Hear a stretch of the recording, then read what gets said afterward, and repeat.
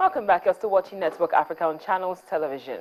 We're looking at security matters now, and we understand the Chadian forces have killed 7 Boko Haram militants in a clash on Wednesday. A security source said as the country tries to secure islands on Lake Chad that the insurgents used those spots as hideouts and bases to launch attacks. And Chad said last week that it killed as many as 117 insurgents as part of a 2-week offensive on the lake that borders Nigeria, Niger, and Cameroon. Thousands of soldiers have been deployed to tackle the militants, and whose 6-year-old insurgency has claimed the lives of hundreds of people in recent months. We're looking at the effects of the insurgency now. According to Nigeria's State Emergency Agency, about 12,000 Nigerians are being repatriated over the next 3 to 4 days after seeking refuge in Cameroon from attacks by the Boko Haram sect. A National Emergency Management Agency spokesman said the returnees would be accommodated mainly in the town of Mubi in Adamawa State, that's close to the border.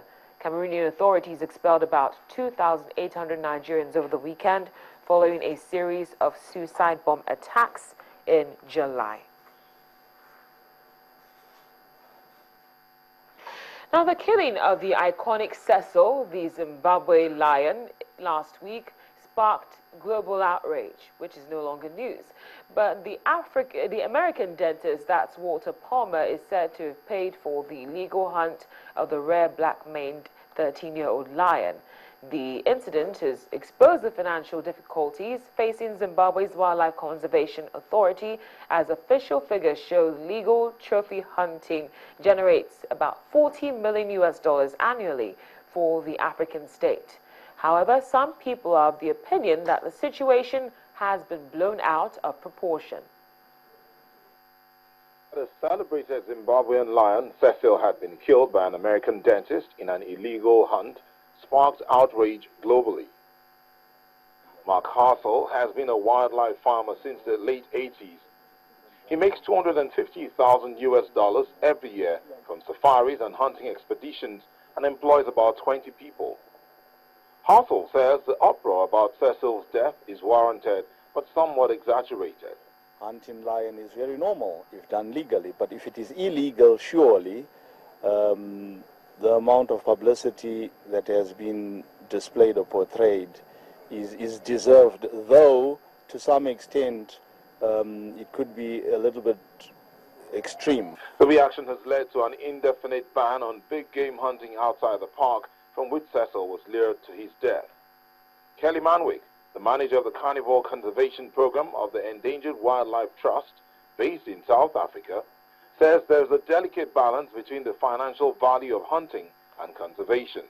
I don't believe that the answer to what happened in the Cecil situation is a complete ban on hunting. I think what this needs to catalyze is more effective regulation of our hunting industry. It needs to catalyze a hunting industry that is able to defend what it does more strongly. And I think by imposing complete bans, I think we leave conservation in a very, very precarious situation, because you're removing sources of income from some areas where they're unreplaceable. And if we can't fund our conservation work, unfortunately we can't have conservation. It takes money to do these things. According to the Parks and Wildlife Authorities, there are an estimated 2,000 lions in private and government-owned reserves in Zimbabwe, where there is an allowed hunting quota of 50 to 70 lions every year. We believe the suspension has been done in the interests of conservation. When things go wrong, things need to be corrected. But surely there are some negative impacts on the suspension. You know, we have currently hunts going on, so we have to re-regularize and realign the current hunts to the new conditions that we got on the suspension of those 3 species that I mentioned.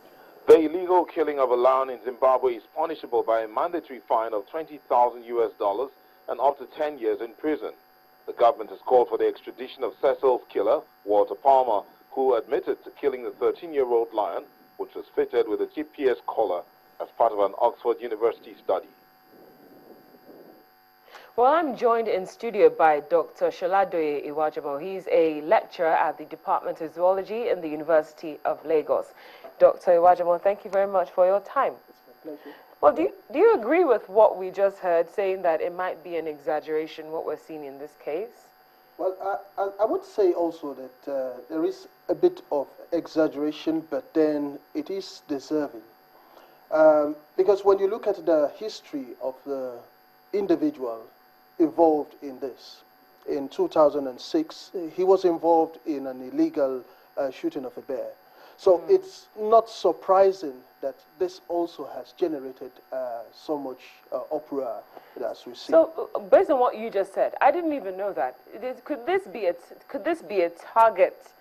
You know, could this not really be about Cecil, but is this more about the individual that's involved? Yes, Homer? that's the danger in this whole uproar, that we might actually miss the key message that we're trying to pass, because it's possible that people are looking at the history of this individual rather than looking at the problem that we have at hand. This is a problem that is happening every day. All over Africa, we have poaching happening. In lots of game reserves, nature parks, you have illegal hunting happening. So it's not just about Cecil, but we need to look at the bigger picture. What do we do about illegal hunting of wildlife? Well, now I'm starting to lean. It's possible to lean towards what you just said, in that it's more about the individual. Because I was just about to ask you, why was it this case? Why is this the straw that broke the camel's back? Because we see cases of illicit poaching almost on a weekly basis, I think. Yes, this case is quite unique because the lion involved is a key tourist attraction that people will go to see at the Point Nature Park. So people look out for this lion because of its charismatic and its disposition towards people. So it's a key animal that anyone would want to see. If we don't have these things in the nearest future, we can only but refer to books and pictures. Yeah, that's true. So we did have Dr. Onoja. I think we're still going to go back to what he was saying in terms of appreciating wildlife, not to kill animals randomly. Yes. And thank you very much. I've been speaking with Dr. Sholadoye Iwajamo. He is a lecturer at the Department of Zoology in the University of Lagos. Well, you have also been giving us feedback about what you think should be done to Cecil the lion's killer. Here's our top feedback of the day. It's coming from Adogame Leslie. I believe it's a she, is that the Cecil killer should be charged and jailed as the first environmental prisoner in Africa. And they were watching from the United Kingdom. That's coming from Adogame Leslie, not from me. Thank you very much for your feedback. Well, our question of the day is still based on Cecil the Lion, and we're asking, is the Cecil the Lion case being overflogged? Feel free to reach out to us either by email or Twitter. The address and handle are right there on your screen. As always, it's been a pleasure. Thank you so much for watching Network Africa right here on Channels Television. I'm Cynthia Are.